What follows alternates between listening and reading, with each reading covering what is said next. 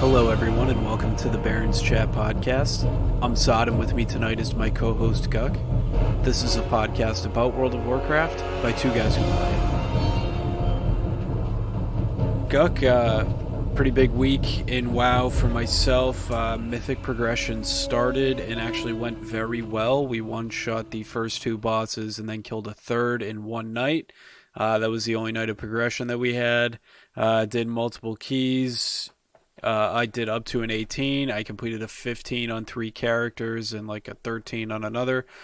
So actually really cool stuff coming out of that for me. I sold my first key, did it as a healer, was not pretty.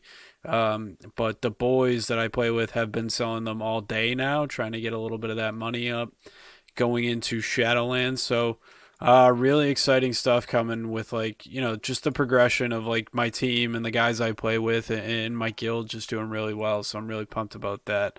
How was your week? Yeah, pretty uneventful week. I largely spent my WoW focused time looking through the news, and we really haven't gotten much. I mean, the little tiny snippets of things that we've gotten are, you know, kind of few and far between. And the one item that we have that I think is pretty reassuring for people like me and people in my situation, we got a lot of good stuff about leveling in Shadowlands. So, yeah, this week we don't have a ton, but we do have a few like little grab bag items, and then we'll spend a good amount of time talking about Shadowlands leveling, which should be, in my opinion, fixed. The fixed, fastest, cleanest, best directed, and most organized max level experience that Blizzard's put out.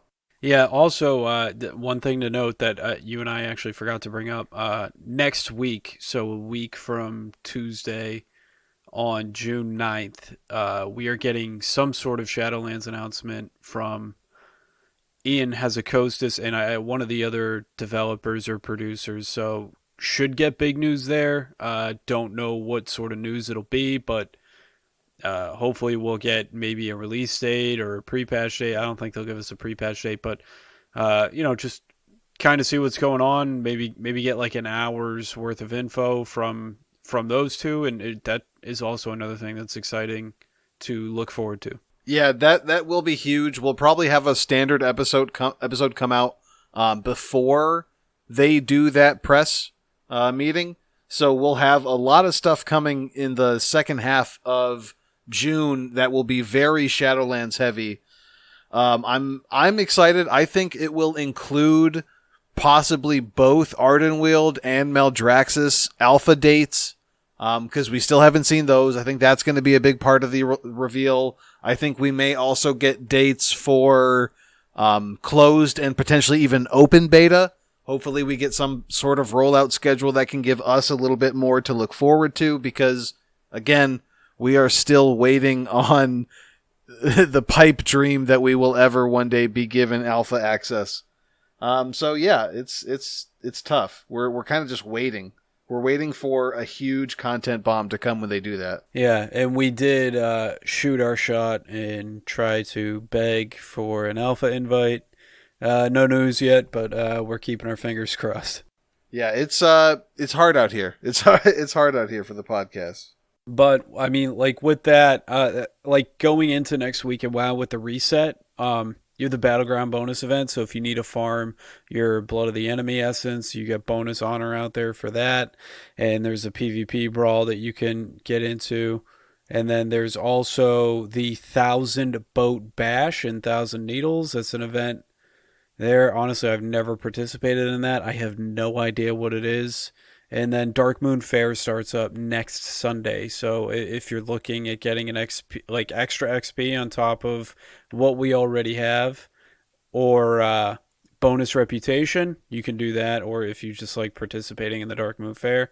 So those are good things to look forward to in retail. I would imagine if Dark Moon Fair is up in retail, it's up in Classic as well. But I honestly don't know how they go about scheduling that event. Yeah, no, it's the same. So for you Classic boys out there, this month was a little bit weird because the system works on the first Friday of the month. So because we, just the way that May led into June, the in-game kind of setup of the fair begins on the first Friday, which will be this upcoming weekend. So yeah, for those of you who are going out there for your sweaty clears, get all of your buffs, get everything. I'm not sure where it is because I haven't been looking in a while. But yeah, especially if it's on the opposite side, on the opposite faction, you want to make sure you grab that one first, get back Hearth safely, get your buffs going, and make for a sweaty week next week. Yeah, and like just to get into it, you brought it up early on in the show, Shadowlands leveling. Actually, there's like kind of like a split in opinions on this that I've seen. In Des Mephisto, you might recognize his name. He has leveled up to 120, a warrior of every single race and both genders for each race. So he really likes warriors. He's very into leveling. He actually has a great stream. You should check it out if you're into that. He leveled 10 to 50 in the Shadowlands Alpha through the Warlords of Draenor expansion in 3 hours and 37 minutes.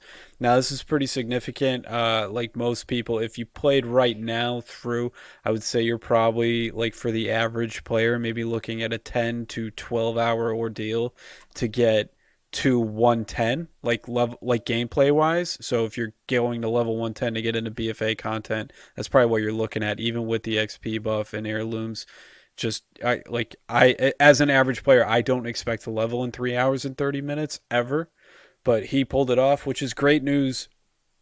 I think it's great. I don't know where you stand on this, Guck, but I think like the faster the better. I mean, I guess maybe not make it totally obsolete like it is in Diablo, where you just get power leveled to the end content.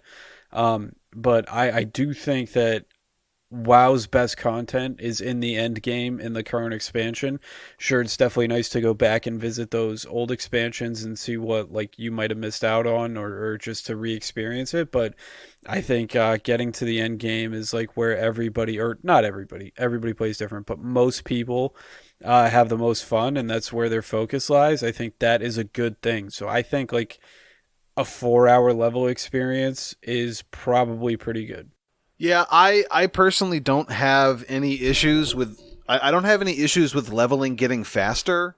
I personally believe that going through old content shouldn't be a gate that's kept in your way. I think it's something that should largely serve as a tool for you to get used to using your character, so that by the time you get to Shadowlands, by the time you get to current content, you are competent enough at your class, at your spec, to handle the content that's up there.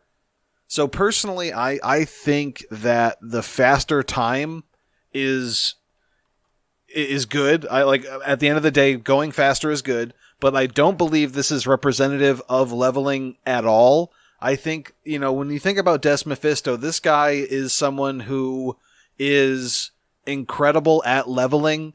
He's contributed in a huge way to Azeroth Autopilot, which if you've used, it's an add-on that essentially automates leveling for you by telling you exactly where to go, exactly which quests to take, which ones to skip, and it's all based on the efficiency for the entire process from level 1 all the way to max level. So this guy is a leveling expert as far as leveling up goes.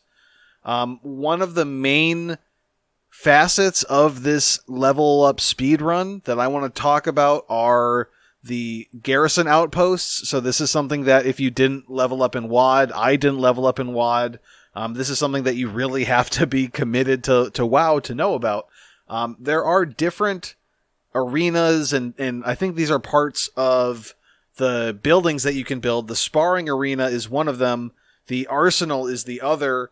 And they essentially give you leveling buffs, so like the artillery strike, which is a AoE instant cast, or the champion's honor ability, which allows you to summon allies, and they will help, especially with like certain mobs and things that you need to either maybe tank a little bit for you while you self heal if you have a class like that.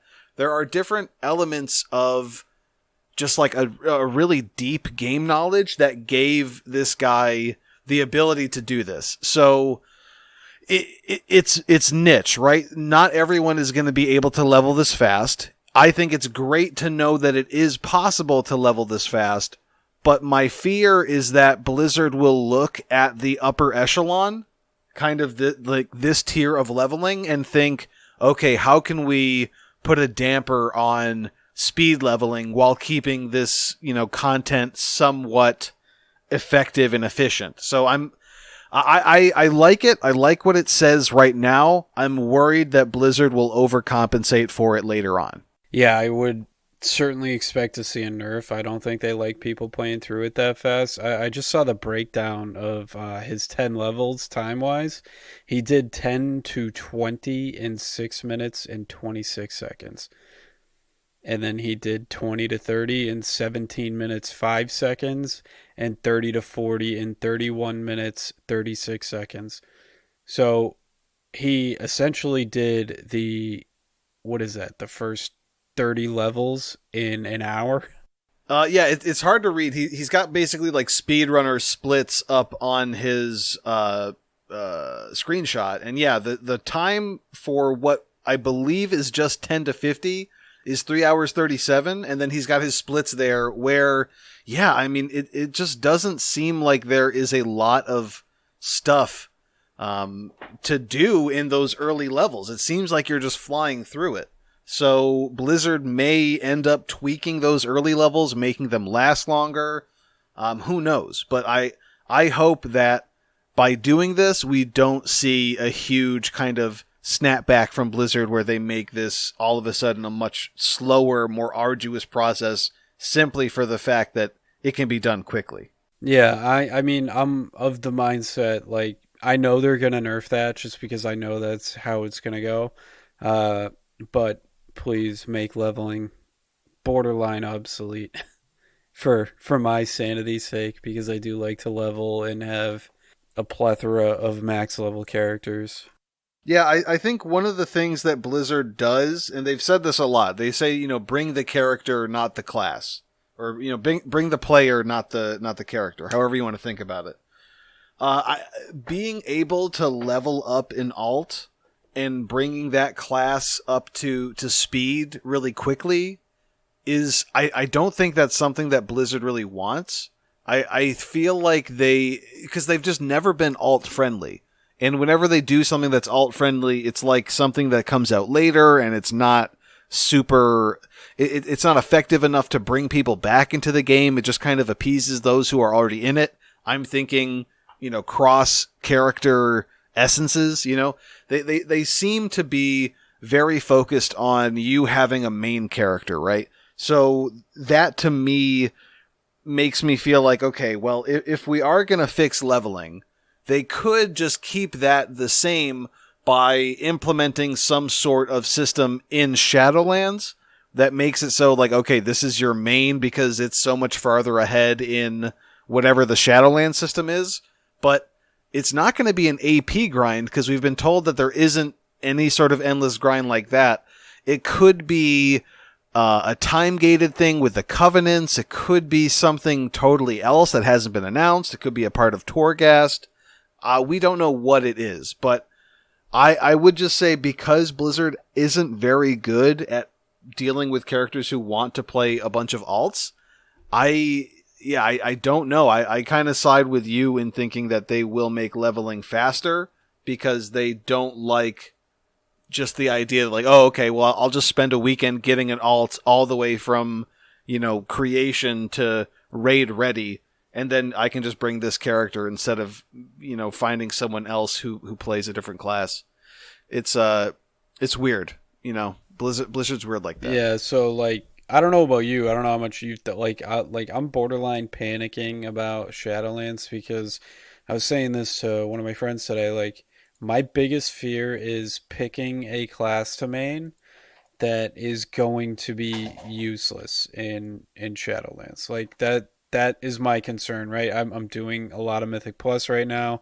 I had to switch characters to pick a character that was good in Mythic Plus and is also good in Raid, and like it was so hard trying to shift gears and get essences and get rep and get gear and get Azerite and get all this stuff on my character. I know that like it. I don't think there's going to be that many hurdles going into Shadowlands, but like I'm really nervous about like what if I pick the wrong main going in. I know they said it's going to be alt friendly. It seems like it's going to be alt friendly, but that's like a huge fear of mine that like I pick a class that like I mean just say for example I'm not going to play it, but like Feral Druid is kind of like looked down on by the community. Is just this useless class that nobody plays. I've actually played with a couple good Feral Druids, but it has that stigma in the community, right? The meta slaves, where if you play that, you're useless and you don't get group invites. It's like my Warlock is pretty geared, and Warlocks aren't really coveted in keys, so I can't pug a key on my Warlock. That's my fear going into Shadowlands. Yeah, and honestly, it's a very valid fear because if you look through a lot of the classes, the one that stands out right now as needing the most work is Monk. Like Monk is not in a good place. Obviously, Brewmaster monks were dominant through almost all of BFA until Nyalotha, where Blood DK utility and magic resistance just kind of crept up and maybe probably tied them, maybe superseded them. But again, the ideal comp, I believe, was main tanking on your Brewmaster, and then you've got a Blood DK, at least one, maybe two, for those grip utilities. But aside from that, I think that may even have contributed a little bit to the downfall of the monk class as a whole, because Mistweaver is in a very bad place. Windwalker is in a terrible place. They are literally at the bottom of Nyalotha damage right now if you look on Warcraft logs. And if you check out, I believe this is for Mythic Nyalotha, Mistweaver monks are at the bottom of the healers by quite a bit. They had a period kind of in April where they were doing really well, but toolkit changes, nerfs, things that have been improperly put onto the GCD, talent changes, lackluster covenant abilities, all of these things are right now contributing to Mistweaver looking pretty poor going into Shadowlands even, right?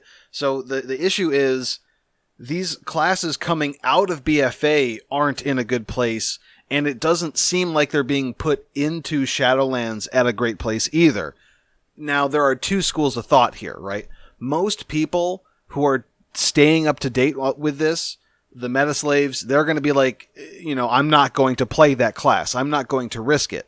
But then there's the 200 IQ play, which is, okay, I'm going to purposefully put myself at a handicap at the beginning of the expansion so that when Blizzard comes in and does patching and they buff, I get overbuffed. And maybe my class or my spec will be, top tier for an expansion after this like pre-launch fix, because once you launch the class, it stays kind of static, but there is an opportunity at those 0.5 patches for them to really revitalize a class or spec.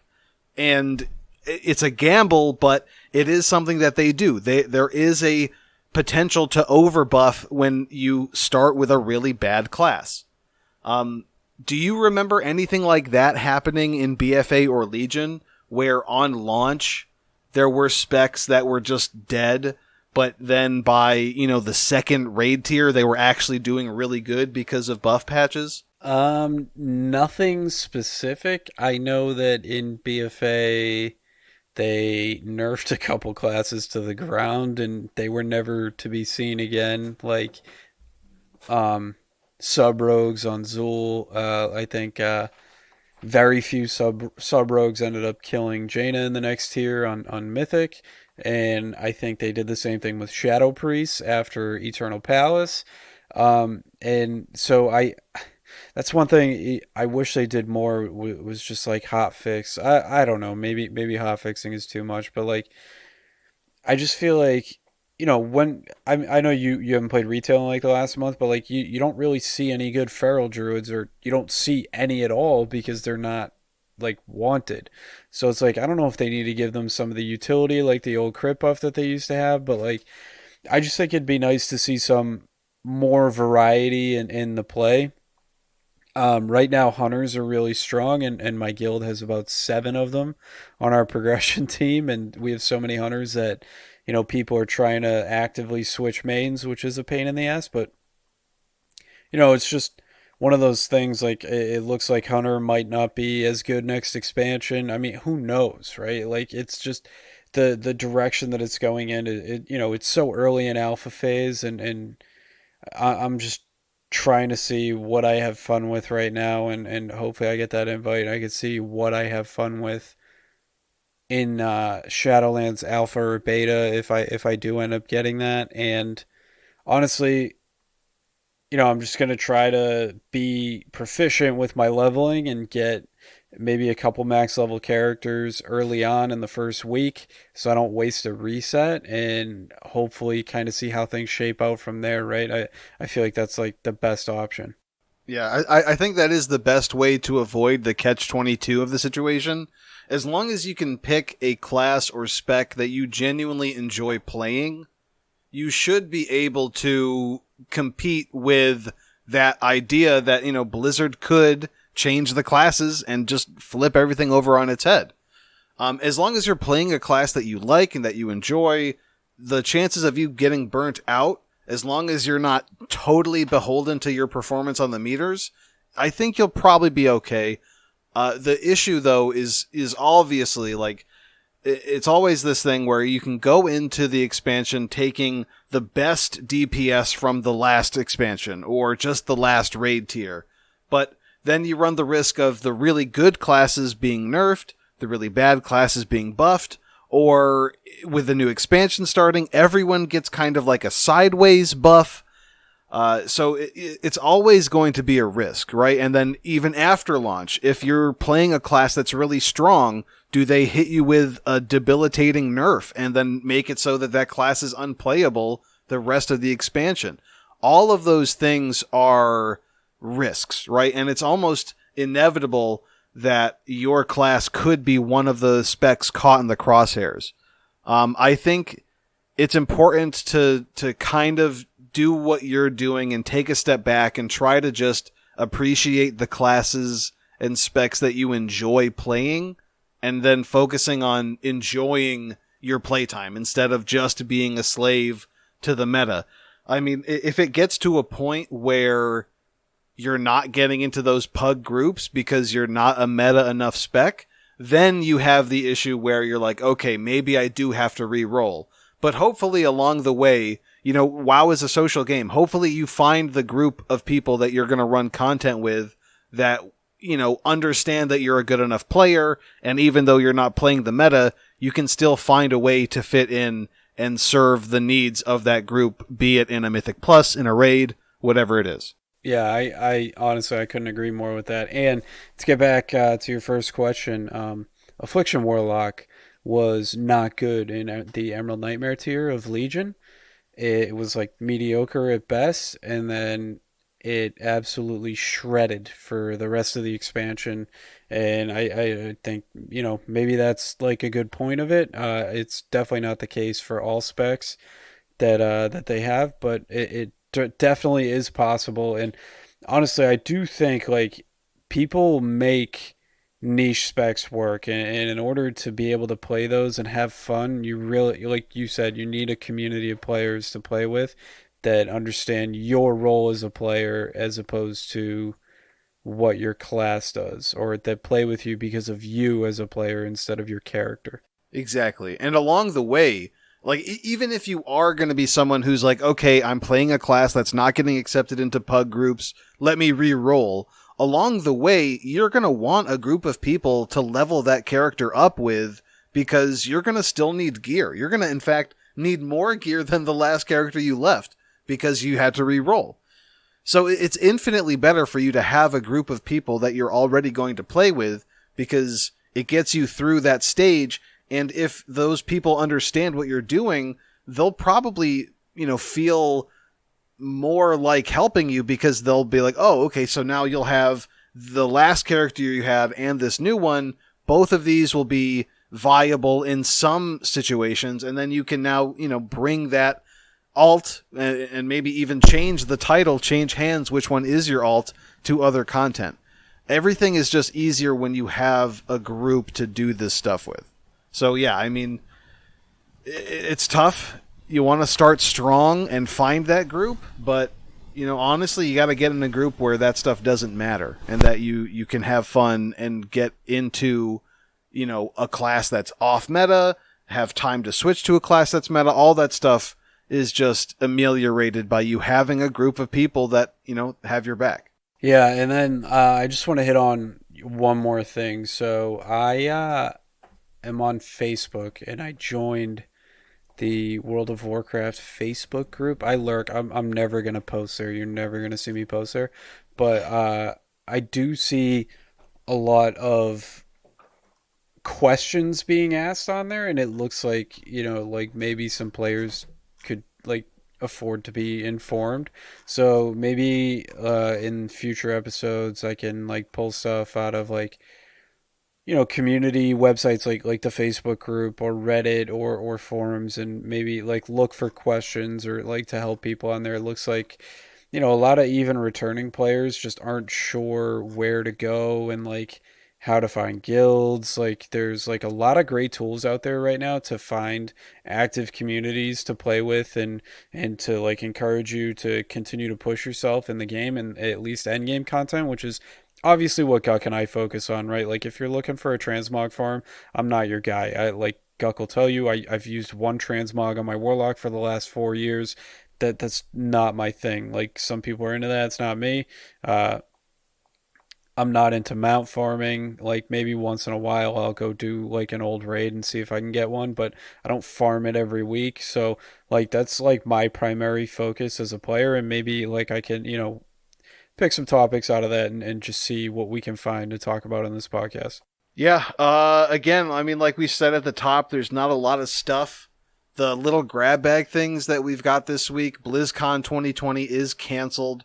So we're looking at a virtual event somewhere down the line that might come in and replace that because, yeah, I mean, there's a lot of really good stuff that should be coming from Blizzard around now.